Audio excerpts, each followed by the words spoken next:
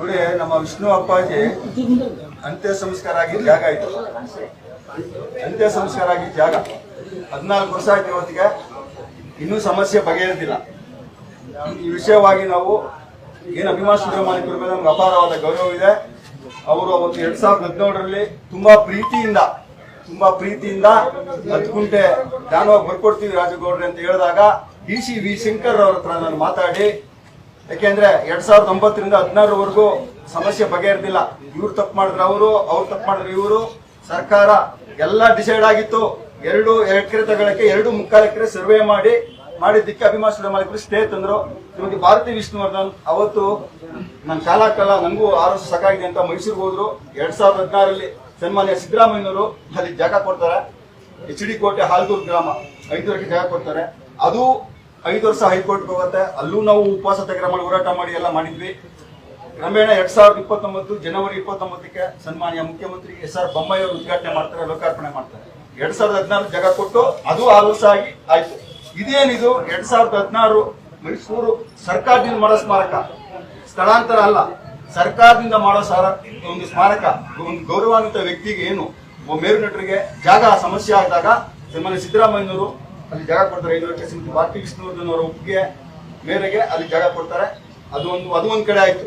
ಈ ಅಂತ್ಯ ಸಂಸ್ಕಾರ ಆಗಿದ್ದಾಗ ಸಮಸ್ಯೆ ಯಾರ ಬಗ್ಗೆ ನಾವು ಬಗೆಹರಿಸಬೇಕು? ಅಭಿಮಾನಿಗಳು. ಯಾವ ದೊಡ್ಡ ನಟರುಗಳು ಬಂದಿಲ್ಲ, ಅಪ್ಪಾಜಿ ಜೊತೆ ಇದ್ದವ್ರು ಬಂದಿಲ್ಲ, ಲಾಸ್ಟ್ಗೆ ಮನೆಯವರು ಬಂದಿಲ್ಲ ನಮ್ಮ ಸಹಕಾರಕ್ಕೆ.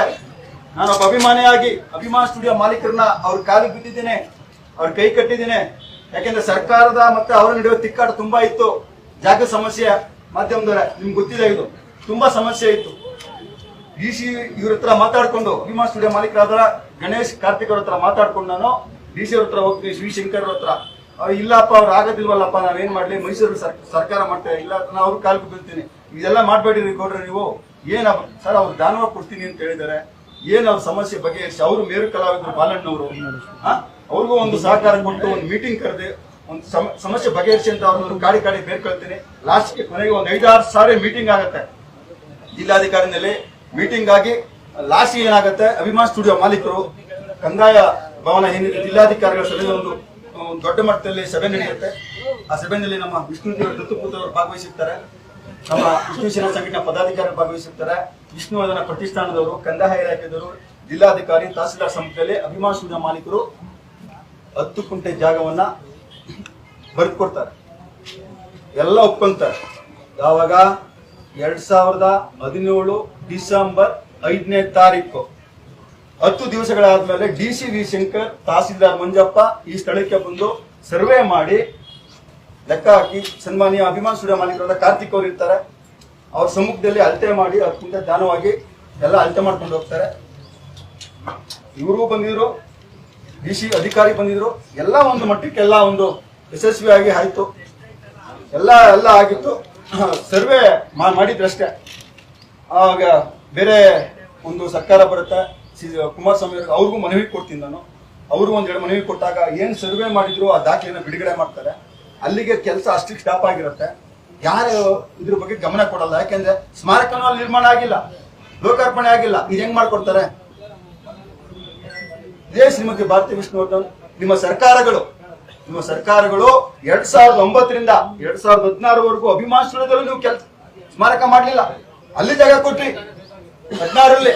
ಇನ್ನೂ ಅದು ಹೈಕೋರ್ಟ್ಗೆ ಹೋಗಿದೆ. ನಾನು ಏನ್ ಮಾಡ್ಬೇಕು? ಅಭಿಮಾನಿಗಳು ಬರ್ತಾರೆ, ಅವ್ರ ಅಭಿಮಾನ, ನಾನು ಅವ್ರು ತಡೆಯಲ್ಲ. ಫಸ್ಟ್ ನಿಮ್ ಸರ್ಕಾರದಿಂದ ಲೋಕಾರ್ಪಣೆ ಮಾಡಿ ಇದನ್ನ ಮಾಡ್ಕೊಡಿ ಅಂತ ಹೇಳ್ತಾರೆ DC ವಿ ಶಂಕರ್ಗೆ. DC ವಿ ಶಂಕರ್ ನನಗೆ ಕರೆಸ್ಕೊಂಡು, ನೋಡಪ್ಪ ಇಷ್ಟೆಲ್ಲ ಕೆಲಸ ಆಗಿದೆ, ರೆಕಾರ್ಡ್ ಆಗಿದೆ, 10 ಗುಂಟೆ ಅಭಿಮಾನಿಗಳಿಗೆ ಯಾವುದೇ ಸಮಸ್ಯೆ ಇಲ್ಲ, ರೆಕಾರ್ಡ್ ಆಗಿದೆ, ಬರ್ಕೊಟ್ಟಿದ್ದಾರೆ, ನಾವು DC ಬಂದಿದ್ದೀವಿ, ಸರ್ವೆ ಮಾಡಿದ್ವಿ, ಎಲ್ಲ ಸಮಸ್ಯೆ ಇಲ್ಲ, ನೀವೇನು ತಲೆ ಕೆಡಿಸ್ಕೊಳ್ಳೋದಿಲ್ಲ, ನಿಧಾನಕ್ಕೆ ಆಗತ್ತೆ, ನೀವು ಆರಾಮಾಗಿರಿ ಅಂತ ಒಂದು ಭರವಸೆ ಕೊಡ್ತಾರೆ DC ವಿ ಶಂಕರ್. ಅವತ್ತಿಂದ ಇವತ್ತಿನವರೆಗೂ ನಾನು ಅವ್ರಿಗೆ ಭರವಸೆ ಕೊಟ್ಟು ನಾನು ಸುಮ್ಮನಿರಲಿಲ್ಲ. 2017ರಲ್ಲಿ ಸಿದ್ದರಾಮಯ್ಯನವರು, 2018ರಲ್ಲಿ ಮುಖ್ಯಮಂತ್ರಿ ಕುಮಾರಸ್ವಾಮಿ ಅವರು, 2019-20ರಲ್ಲಿ ಯಡಿಯೂರಪ್ಪನವರು, 2021-22ರಲ್ಲಿ ಬೊಮ್ಮಾಯಿ ಅವರು, ಈಗ 2023 2 ಸಾರಿ ಸಿದ್ದರಾಮಯ್ಯ ಮನವಿ ಕೊಟ್ಟಿದ್ದೀನಿ. ಏನು 10 ಗುಂಟೆ ಜಾಗನ ಅಭಿಮಾನ ಸ್ಟುಡಿಯೋ ಮಾಲೀಕರು ಕರೆದು ಸಮ್ಮುಖದಲ್ಲಿ ಆದೇಶ ಮಾಡಿ ನೀವು ವಿಷ್ಣುವರ್ಧನ ಪ್ರತಿಷ್ಠಾನಕ್ಕೆ ವಹಿಸ್ಕೊಳ್ಳಿ, ಇಲ್ಲ ಅಂದ್ರೆ ಅಭಿಮಾನ ಸ್ಟುಡಿಯೋ ಸುಪರ್ದಿಗೆ ವಹಿಸಿ. ನಮ್ಗೆ ಅಭಿಮಾನಿಗಳಿಗೆ ಏನ್ ಬೇಕು ನೋಡಿ, ಈ ತರ ಪುಣ್ಯ ಸ್ಮರಣೆ ಒಂದು ಕಾರ್ಯಕ್ರಮ, ಸೆಪ್ಟೆಂಬರ್ 18 ಒಂದು ಕಾರ್ಯಕ್ರಮ ಮಾಡಕ್ಕೆ ನಮ್ಗೆ ಅವಕಾಶ ಮಾಡ್ಕೊಳ್ಳಿ. ನಾವು ಅಷ್ಟೇ ಕೇಳ್ತಾ ಇರೋದು, ಯಾರನ್ನ? ಸರ್ಕಾರನ. ಸರ್ಕಾರ ಇಲ್ಲಿಗೆ ಒಂದು ಅಭಿಮಾನ ಸ್ಟುಡಿಯೋ ಮಾಲೀಕರು, ಮೇರು ನಟ ಬಾಲಣ್ಣ ಅವರ ಒಂದು ಕುಟುಂಬನ ಇಲ್ಲಿವರೆಗೂ 5 ಜನ ಮುಖ್ಯಮಂತ್ರಿ, 7 ಜನ ಡಿಸಿ ಕರೆದಿದ್ದೀನಿ. ಡಿಸಿ ಒಂದು ಸಭೆ ಬಂದಿದ್ಬಿಟ್ರೆ ವಿ ಶಂಕರ್ ಸಭೆ ಬಂದಿದ್ರೆ ಮಾಲೀಕರು ಅವತ್ತು ಇಲ್ಲಿವರೆಗೂ ಬಂದಿಲ್ಲ. ಯಾವುದೇ ಮುಖ್ಯಮಂತ್ರಿಗಳು ಅವ್ರಿಗೆ ಗೌರವ ಕೊಟ್ಟು, ಅಭಿಮಾನ ಸ್ಟುಡಿಯೋ ಮಾಲೀಕರನ್ನ ಒಂದು ಗೌರವ ಕೊಟ್ಟು ಒಂದು ಸಭೆಗೆ ಆಹ್ವಾನ ಮಾಡಿ, ನೀವು ಕಲಾವಿದರು ಹಿರಿಯಣ್ಣ ಬಾಲಣ್ಣ ಯಾರು 65ರಲ್ಲಿ ಒಂದು ಸ್ಥಾಪನೆ ಮಾಡಿ, ಒಬ್ಬ ಮೇರು ಕಲಾವಿದರು ಅವ್ರು ಸ್ಥಾಪನೆ ಮಾಡಿದ್ದು ಇದು ಸ್ಟುಡಿಯೋ. ಇದು ಮೊಟ್ಟ ಮೊದಲ ಏಕೈಕ ವ್ಯಕ್ತಿ ಅವರು.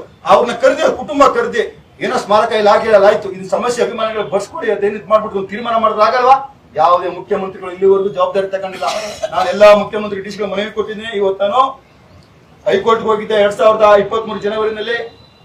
ಅಭಿಮಾನ ಸ್ಟುಡಿಯೋ ಮಾಲೀಕರಿಗೆ ಬೇಜಾರಾಗಿ ಅವರು ಯಾವ್ದೋ ಕಾರಣಾಂತರಗಳಿಂದ ನಾವು ಬರ್ಕೊಟ್ಟಿಲ್ಲ ಅಂತ ಹೇಳ್ತಾರೆ ಕೋರ್ಟ್ ಅಲ್ಲಿ.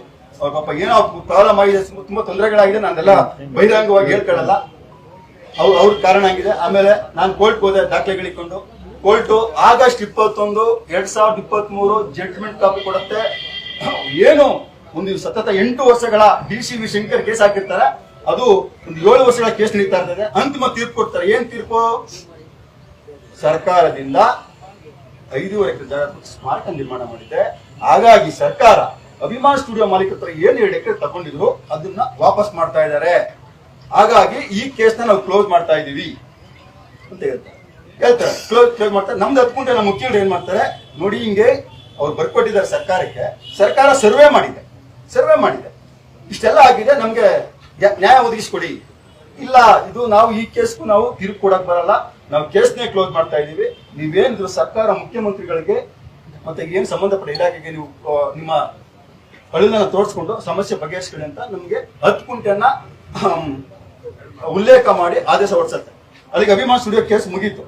ನಾನೇನ್ ಮಾಡಿದೆ, ಅದಾದ್ಮೇಲೆ 2 ತಿಂಗಳಿಂದ ಮುಖ್ಯಮಂತ್ರಿ ಅವರಿಗೆ 2 ಸಾರಿ, ಡಿ.ಸಿ.ಎಂ.ಗೆ 1 ಸಾರಿ, ಕಂದಾಯ ಇಲಾಖೆ ಕಾಟೇರ ಅವರಿಗೆ, ಕವಿತಾ ರಾಣಿ ಅವರಿಗೆ, ಅವರಿಗೆ ವಿಷ್ಣುವರ್ಧನ ಪ್ರತಿಷ್ಠಾನ ಸದಸ್ಯ ಕಾರ್ಯದರ್ಶಿಗಳು ವಿಜಯಾನಂದ್ ಅವರಿಗೆ, ಜಿಲ್ಲಾಧಿಕಾರಿ ದಯಾನಂದ್ ಅವರಿಗೆ, ತಹಸೀಲ್ದಾರ್ ಶ್ರೀನಿವಾಸ್ ಅವರಿಗೆ, ವಿಭಾಗಾಧಿಕಾರಿಗಳು, ಕನ್ನಡ ಸಂಸ್ಕೃತಿ ಇಲಾಖೆ ಎಲ್ರಿಗೂ ಮನವಿ ಕೊಟ್ಟಿದ್ದೀನಿ. ಆದ್ರೆ ನಮಗೆ ನಾನು ಅವರೆಲ್ಲೇ ಕೇಳಿದ್ದ ಆದೇಶನ ಅವ್ರಿಗೆ ಸರ್ಕಾರಕ್ಕೆ ನಮ್ಗೆ 10 ಗುಂಟೆಯಲ್ಲಿ ಪೂಜೆ ಮಾಡಕ್ಕೆ ಅವಕಾಶ ಮಾಡ್ಕೊಳ್ಳಿ. 10 ಗುಂಟೆ ಬಗ್ಗೆ ಅಭಿಮಾನ ಸ್ಟುಡಿಯೋ ಮಾಲೀಕರನ್ನು ಕರೆದಿ ಒಂದು ಆದೇಶ ಮಾಡಿ. 2 ಬೇಡಿಕೆಗೆ 1 ಬೇಡಿಕೆಗೆ ಪೂಜೆ ಮಾಡಕ್ಕೆ ನಮ್ಗೆ ಜಿಲ್ಲಾಧಿಕಾರಿಗಳು ಅವಕಾಶ ಮಾಡಿಕೊಟ್ರು. ಪೂಜೆ ಮಾಡ್ತಾ ಇದೀವಿ ಸರ್. ಇಷ್ಟು ನೋಡಿ, ಇಷ್ಟು ಸ್ಟೋರಿ. ಇದು ಸತತ 7 ವರ್ಷಗಳ ಸ್ಟೋರಿ. ಇವತ್ತು ನೋಡಿ, ನಮ್ಮ ವಿಷ್ಣುಜಿ ಅವರ ದತ್ತು ಪುತ್ರ ಅವ್ರಿಗೆ ಅಗ್ನಿಸ್ಪರ್ಶ ಮಾಡಿದ್ರು. ಸುಮಾರು 35 ವರ್ಷ ಇದ್ರು. ಅವ್ರ ತಾಯಿಯವರೆಗೂ ಅಗ್ನಿಸ್ಪರ್ಶ ಮಾಡಿದ್ರು. ನಾನು ಎಲ್ಲಿ ಪೂಜೆ ಮಾಡ್ಕೊಂಡ್ ಬಂದಿದ್ದೀನಿ, ನಾನು ಅವ್ರ ಕೈಲೇ ಮೊದಲೇ ಪೂಜೆ ಮಾಡಿಸೋದು. ನಾವು ಇರೋದು ಇಷ್ಟು ಸಮಸ್ಯೆ ಇದೆ. ಇವತ್ತೇನು ನಮ್ಮ ಗೌರವಾನ್ವಿತ ನಮ್ಮ ರಮೇಶ್ ಅವರು ಬಂದಿದ್ದಾರೆ, ಬಿ.ವೈ. ರಮೇಶ್, ನಮ್ಮ ಬೆಳೆಕಳ್ಳಿ. ಇವತ್ತು ಅವರು ಒಂದು ಸಮಾಜ ಸೇವೆ ಮಾಡ್ಕೊಂಡು ಬಂದಿದ್ದಾರೆ. ನಮ್ಮ ಟ್ರಸ್ಟ್ಗೆ ಗೌರವಯುತವಾಗಿ ನಮಗೆ ಏನು ಇವತ್ತು ನಾವು ಕೋರ್ಟ್ಗೆ ಹೋಗಿದ್ದೀವಿ, ಎಲ್ಲದಕ್ಕೂ ಸಹಕಾರ ಮಾಡ್ತಾ ಇದ್ದಾರೆ. ಈ ಹೂವಿನ ಅಲಂಕಾರನು ಎಲ್ಲ ಅವರೇ ಮಾಡಿಸಿದ್ದು. ಇವತ್ತು ಹಿಂಗೆ ಕೆಲವರೆಲ್ಲ ನಮಗೆಲ್ಲ ಸಪೋರ್ಟ್ ಮಾಡ್ತಾ ಇದ್ದಾರೆ. ಒಂದು 5-6 ಜನ ರಾಜ್ಯಾದ್ಯಂತ ಒಂದು 5 ಜನ ಲೀಡರ್ಗಳು ನಮ್ಮ ಕೆಲಸಕ್ಕೆ ಸಹಕಾರ ಮಾಡ್ತಾ ಇದ್ದಾರೆ.